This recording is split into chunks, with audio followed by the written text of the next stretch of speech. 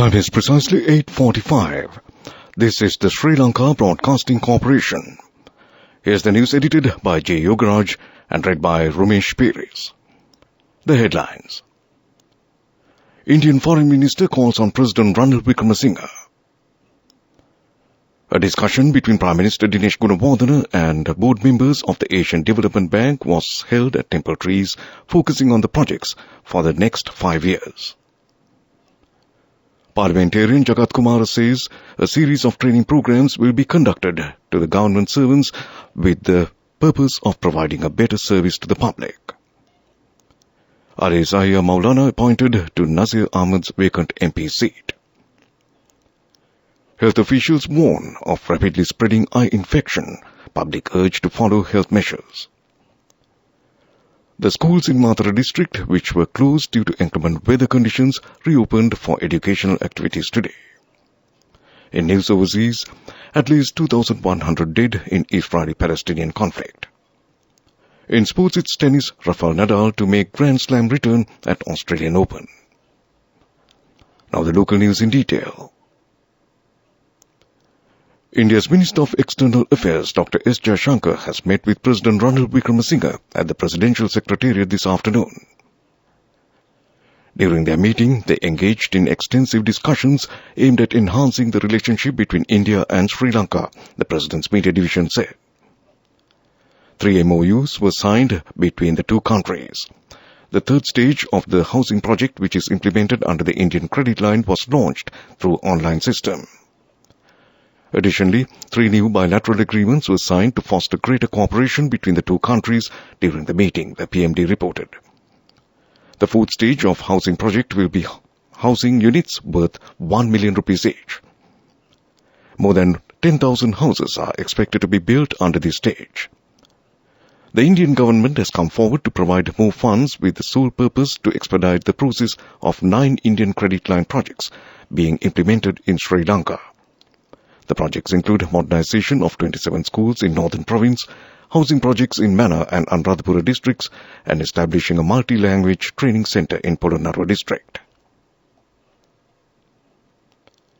Ali Zahia Maulana Said of the Sri Lanka Muslim Congress has been appointed as a Member of Parliament for the Batiklo electoral district by way of an extraordinary gazette notification.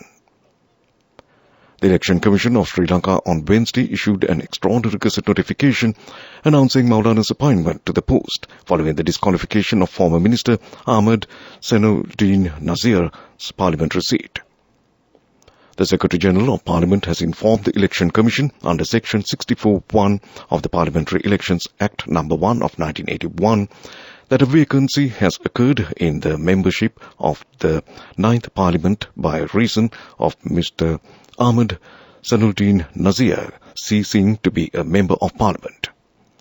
The Gazette states that the returning officer for the said electoral district was directed by the Election Commission under Section 64(1) of the Parliamentary Elections Act No. 1 of 1981 to fill this vacancy as provided for under paragraph 13b of Article 99 of the Constitution. A discussion between Prime Minister Dinesh Gunawardena and board members of the Asian Development Bank was held yesterday at Temple Trees.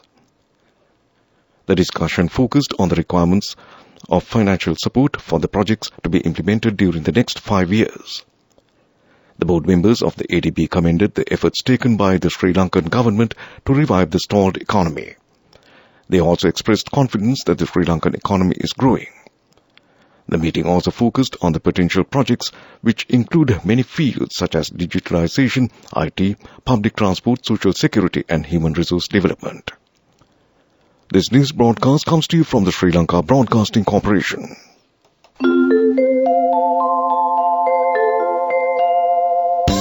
People's Bank Excelsior. Live the life you want.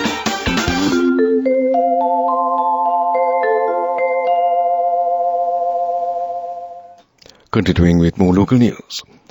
The rapid spread of an eye infection called conjunctivitis has been reported from several parts of the country, according to health officials. The Ministry of Health, which informs the general public not to have undue fears of the matter, however, has outlined some necessary safety measures in a bid to minimize the infection. It was further confirmed, however, that the eye infection poses no health threat and is most likely to improve within a span of 3 to 4 days. Conjunctivitis, or the pink eye, is a common eye disease which is currently seeing a spike within the country. Doctors predict that the disease is often spread from one individual to the other by tears and related secretions of an eye-infected person. All schools in Mathura district which were closed due to the inclement weather conditions reopened for educational activities today. Accordingly, 108 out of 111 schools from Mathura Educational Zone have started functioning as usual.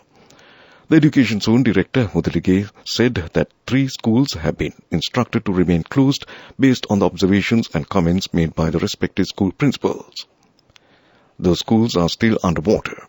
The Provincial Education Secretary, Ranjit Yapa, said that the schools which remain closed will reopen on Monday. And that concludes local news. People's Bank Excelsior, a comprehensive banking services package with a branded checkbook as well as debit and credit card exclusively for you. People's Bank Excelsior, for professionals who dare to dream. The main news story is brought to you by Sinhala Veda. Moving on to the main news story. Parliamentarian Jagat Kumar says a series of training programs will be conducted to the government servants with the purpose of providing a better service to the public. The guidelines will be prepared with the support of government officers, scholars and intellectuals. The parliamentarian made these remarks while addressing a media conference at the Presidential Media Centre this morning. The Parliamentary Subcommittee to oversee the work process of government institutions has initiated many programs to create an awareness among the public servants to upgrade the quality of the public service. And that was the main news story. The main news story was brought to you by Sinhala Veda. In Watchlight, health authorities warn that there is a risk of dengue spreading in Sri Lanka once again due to showers in many parts of the country. The number of dengue cases spiked in July, but it is decreasing noticeably in the past few weeks. The National Dengue Control Unit said, owing to rains across the country, especially in the southwestern part, it is expecting a rise in dengue cases. The number of dengue cases reported thus far this year exceeds 65,000 last week, with 31,000 from the western province. Only around 700 dengue cases have been reported in the month of October thus far. According to health officials, dengue cases are expected to rise due to prevailing showery conditions. And that was Watchlight. Moving on to the bulletin of world news, first the headlines. At least 2,100 dead in Israeli-Palestinian conflict. Australian journalist released after 3-year detention in China. Aid to Myanmar's top general sentenced to life imprisonment for corruption. Now the world news in detail. At least 2,100 people have been killed in fighting between Israel and the Palestinian Islamist group Hamas as violence escalates in and around the Gaza Strip. While Israel bombards Gaza with airstrikes, Hamas continues to launch rockets towards Israel. The Israeli military says the fighting has left at least 1,200 dead on the Israeli side since the conflict began on Saturday. Palestinian health authorities say that 900 people have been killed in the fighting. An Australian journalist who was detained in China for 3 years returned to her home country on Wednesday after being released. Observers say the move indicates that once soured ties between the two countries may be improving. Australian Prime Minister Anthony Albanese said that at a news conference in Melbourne on Wednesday that Chang Li had been freed and had returned home in the morning. The Australian government had repeatedly requested the release of the anchor at China's state-run broadcaster CGTN since she was detained in August 2020 on charges of illegally supplying state secrets overseas. A close aide to Myanmar's top military leader has been sentenced to life imprisonment, which is equivalent to 20 years in prison for corruption and other charges. The move appears to be aimed at imposing strict discipline in the military at a time when people in the country are plagued with rising prices due to a sluggish economy. The military said a court-martial handed down the ruling to former Lieutenant General Mayo Min Turn. He was an aide to junta chief Min Aung Hlaing and a former member of a top decision-making council set up by the military after the coup 2 years ago.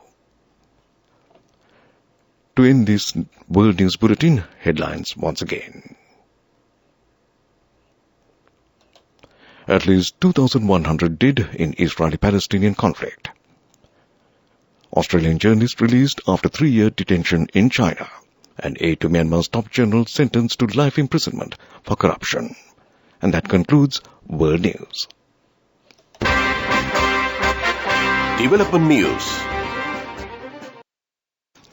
In development news, Japan's Foreign Affairs Vice Minister Komura Masahiro said Japan will continue to support Sri Lanka's economic recovery process. He congratulated the government for stabilizing the economy during a short span of time and making further progress. He expressed confidence that structural reforms undertaken by the government would improve the conducive atmosphere for foreign investments.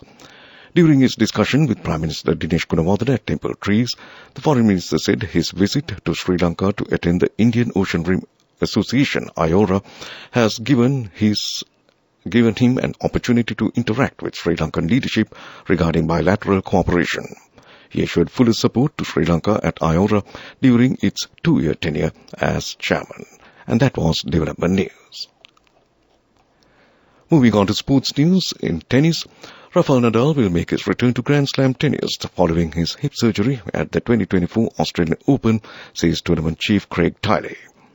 Spain's 22-time Grand Slam champion has been out of action since January and underwent surgery in June.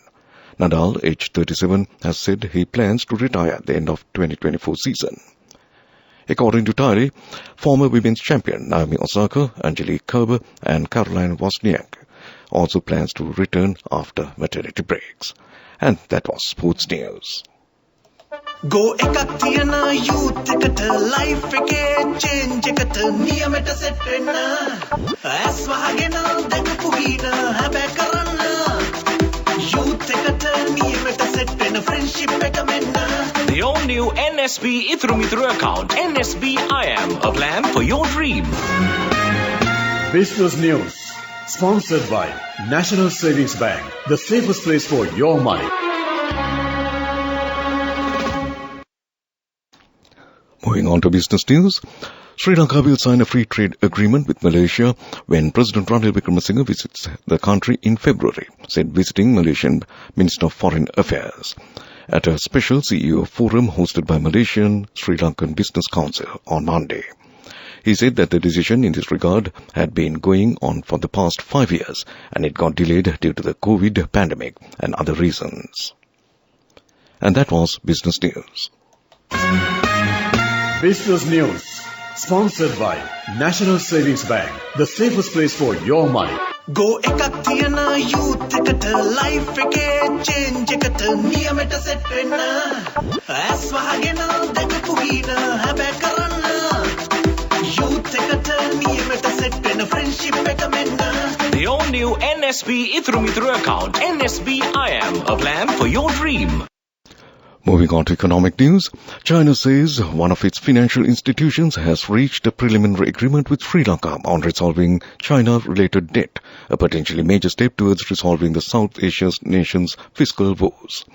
The deal involving Export-Import Bank of China was reached late last month, Chinese Foreign Ministry spokesman Wang Weibin said on Tuesday at a regular press conference in Beijing. Wang didn't give details on how the debt was resolved, and officials in Sri Lanka didn't immediately respond to request for comment. And that was economic news. Weather report. And finally, moving on to the weather report, the Met Department says showers or thunder showers will occur at most parts of the island during the afternoon or at night. Fairly heavy showers above 75 millimeters can be expected at some places in the Uva, Central, Sabaragamuwa and the Eastern provinces. A few showers may occur in the coastal areas of the western and southern provinces during the morning. And that was the weather report. And now to conclude this news broadcast, a recap of the main news headlines. Indian Foreign Minister calls on President Ranil Wickremesinghe. A discussion between Prime Minister Dinesh Gunawardena and board members of the Asian Development Bank was held at Temple Trees, focusing on the projects for the next 5 years.